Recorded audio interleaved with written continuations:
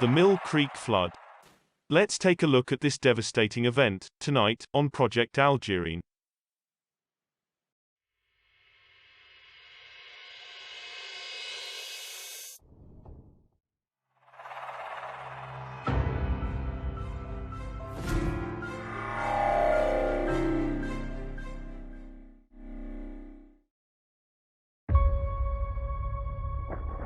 Woefully inadequate, could only describe the flood planning for Mill Creek. A 19-mile tributary which empties into Lake Erie, and runs directly through the city. The floodplain is already saturated, from a series of storms that struck the area over the previous few days. But now, the perfect storm is brewing. A vigorous tropical system was moving up the east coast, which interacted with a low-pressure system over the Great Lakes. As a result, the area saw a once-in-a-650-year storm. Over 250 homes, 300 businesses and structures, and 40 lives are about to be lost. This is the Mill Creek Flood.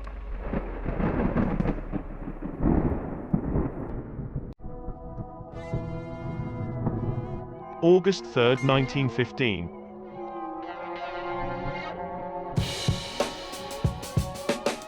We're at a small stone bridge on 26th Street, between French and State. In the afternoon the clouds begin to thicken up. By 3:30 p.m. it begins raining and continues till 5 a.m. the next day. The torrent of water upstream begins pushing a massive amount of logs and mud against the tiny bridge, in essence creating a dam. The water quickly begins to back up, and creates a large pool, in the area where Veterans Stadium is located today. Police and firefighters respond, as the water continues to rise. The water was now backed up for several blocks, and showed no signs of letting up. A fireman attempted to clear the debris from the culvert, using dynamite, but the effort failed. Word was finally relayed to evacuate the homes and businesses below, but by that time, it was too late. Residents that had gathered nearby couldn't do much but watch the horror unfold before them. At 8:45 p.m., the water crested and broke through the dam, sending a 2-block wall of water, 20 feet high, traveling 25 miles per hour through the city.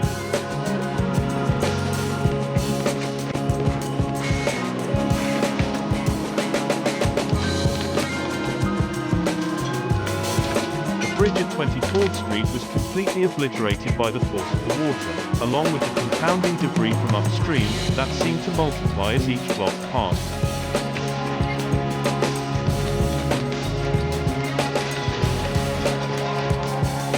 Just below the bridge on 24th Street, between French and State, Erie Fire Chief John McMahon and 25-year-old firefighter John Donovan are in the midst of rescuing a group of women from a home. Witnesses say that Donovan pulled a mother and her baby from the torrent of water, and immediately jumped back in to rescue others. Both men were on the roof of a collapsed house. They just rescued a blind woman from her home when a rush of water lifted the house. One after another, the houses were ripped right from their foundations. Chief McMahon and Donovan clung to the roof of the home for several blocks. Just before smashing into the carriage works, Donovan attempts to push Chief McMahon off the roof to a shallow area. The houses crumpled into the building with great force. Bigger pieces of debris begin to overcome Donovan. Eventually he is struck in the head by a large object, and goes under. Chief McMahon is nowhere to be found. The flood is now several blocks wide and growing. By the time the flood reached the Nickel Plate Railroad, just south of 18th Street, the height of the water was reportedly 15 feet. People came to help search for survivors. A woman heard groans from under a pile of debris on the northern side of the Nickel Plate Railroad bridge, under which contained the missing fire chief. McMahon was stuck under a large pile of debris, along with being embedded in a few feet of mud and muck. It took several men to retrieve him from the area. McMahon is in bad shape. He has several broken ribs from being crushed by debris, and has nearly drowned. He credits the young Donovan with saving his life. After several hours, Donovan's body is discovered nearby. His feet were sticking out from under a pile of rubble. Underneath the pile, he was found still clutching a tree limb. Records show, Donovan saved a lot of people that night. Unfortunately, he couldn't save the people downstream for what was coming next.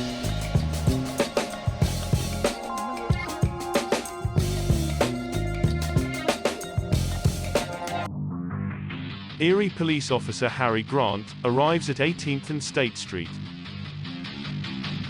He is immediately summoned to help with rescue efforts currently underway on 19th and French. Officer Grant, along with a City of Erie electrician, made their way to the area with a large rope. But getting over there wasn't easy, and they crossed the raging torrent of water by crawling across the shaky remains of the Nickel Plate Railroad Bridge. Once on the other side, they were able to rescue several people from their homes before the floodwaters carried them away. Just down from here was what could only be described as a horrific sight. On the northwest corner of 18th and French, a trolley has smashed into a storefront. The trolley car was pushed 8 blocks before coming to rest here. A woman's body was discovered here pinned between the trolley wreckage and the building. She had been crushed almost beyond recognition. Moving downstream to 17th and French, people were still running for cover. P.J. Barker managed to escape, but his entire family perished here. Today, this area is used as a parking lot. Just a block away, on State Street, a shopkeeper said the water was as high as his cash register. He had to escape his store by crawling out the window. Records indicate there was heavy damage to the stores along this area. Some of the shop's basements became filled entirely with mud.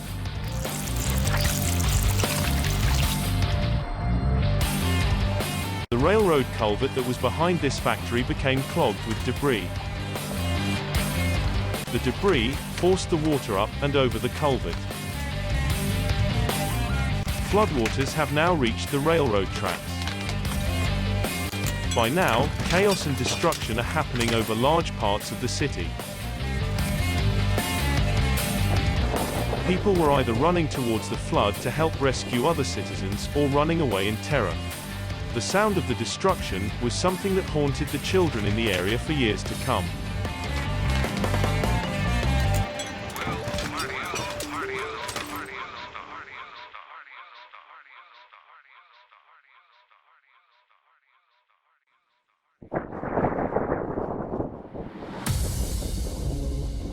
Just on the other side of the railroad culvert, sat the home of Henry Allen. Henry's home was blasted off its foundation by the floodwaters and carried a block away. Henry Allen had drowned. His body was discovered near the remains of his home in the area of 14th and French. Henry, who was known to have trouble with his hearing, may not have even heard the flood approaching. Just down from Henry Allen's was the home of Anna Wiesbauer. Anna was the music teacher for the Erie schools. Her home sat just below 13th and French, before being obliterated by the flood. Her body was found a short distance from her home.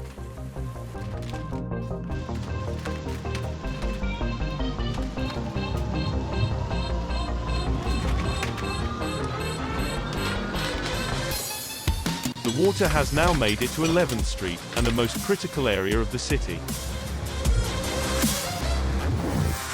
The power substation, located between 11th and 12th on French, begins to take on water.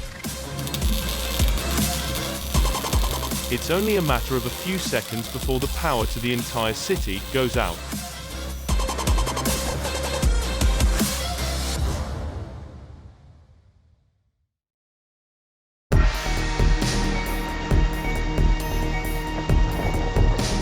The destruction on 10th Street between French and Holland was nothing short of catastrophic. 24 people needed to be rescued from the homes along this area. Police and firemen were using anything they could to reach the stranded homeowners. Ropes were tied to trees, and makeshift bridges were even quickly fashioned out of boards or other debris. Just below 10th Street, the body of Cora Anderson was discovered after the flood. She had been swept from a house that collapsed on 17th Street. Eerily today, the baseball field home plate marks the exact spot she was found.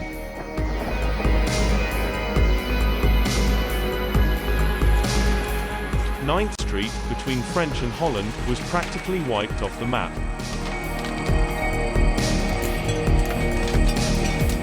Erie police officer Larry Zimmer was attempting to rescue Mrs. Stazer from her home before it was destroyed. She slipped from his grasp and fell into the rushing water. The body of a young boy was also found in this area. Oddly, he was wearing swimming attire.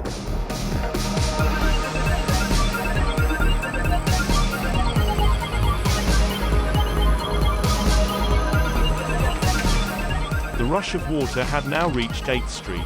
This was one of the worst hit areas of the flood, due to the fact it seems a large group of fatalities happened right here. It started with the discovery of Mrs. Stazer's body against the corner of the building. Next, the floodwaters ripped the home of John Higgins right from its foundation, and threw it across 8th Street, smashing it into the building. This caused the home to explode on impact and disintegrate. All 5 members from the Higgins family perished that night. The family refused to leave the house because their 1-year-old daughter was sick. Rescuers found the body of the sick little girl, clutching her deceased mother.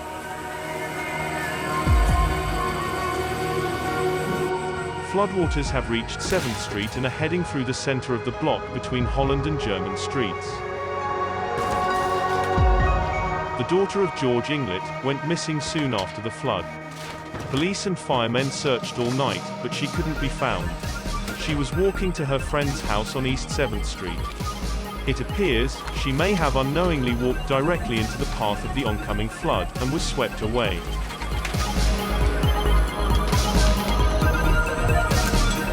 The floodwaters have now reached 6th Street, continuing to consume everything in its path. 5 more victims of the flood were discovered in the area of 6th and German. Most were from upstream and just ended up here. Looking at this area today, you would never know such a tragedy happened on this spot 105 years ago.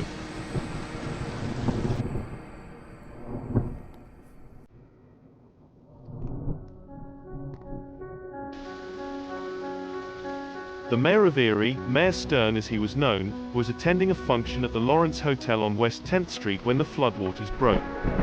He immediately began to make his way down to City Hall, to take charge of the situation. Upon arriving at City Hall, Mayor Stern found several families who had lost their homes had already gathered. He instructed him to be taken to an armory building just below 5th and State Street.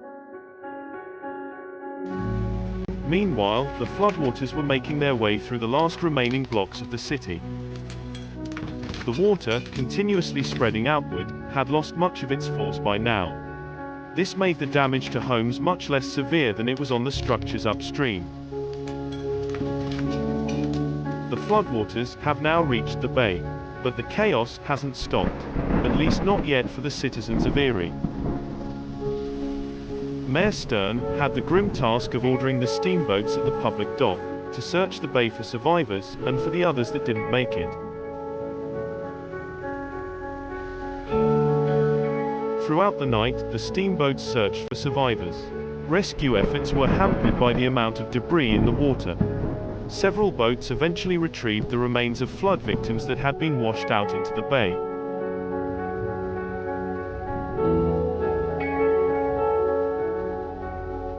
The rain ended just before sunrise, and this gave the citizens of Erie the first real look at the destruction that had been done.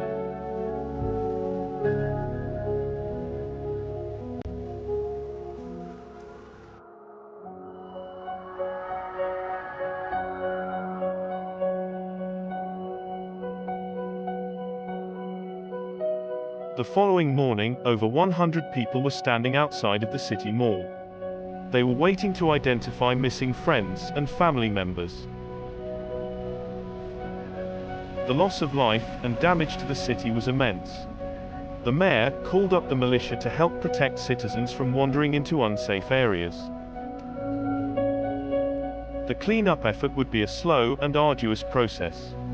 Dynamite was used to bring down partially collapsed structures, until citizens complained that the sound reminded him of the approaching flood.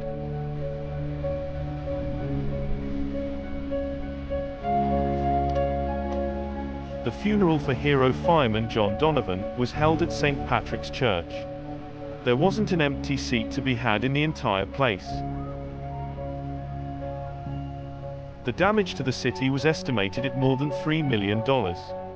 Not counting the continuing losses that the railroad was taking since the flood had severed their east-west rail line. But another round of bad news was about to hit the city. Fire Chief McMahon, who was saved by fellow firefighter John Donovan, had passed away at his home on 4th Street 27 days after the flood. He had contracted typhoid pneumonia. Chief McMahon's funeral procession passed directly in front of the firehouse.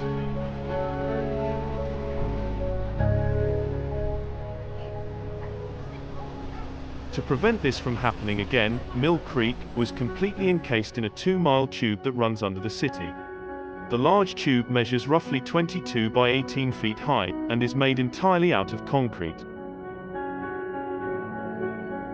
The tube is large enough to drive a truck through, and was designed to handle roughly 11,000 cubic feet of water per second.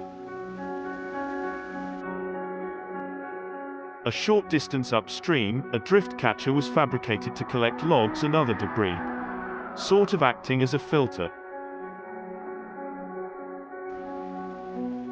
Nobody knows if it will happen again. But one thing is for sure, Mother Nature will eventually test that theory. You've been watching the Mill Creek flood on Project Algerine.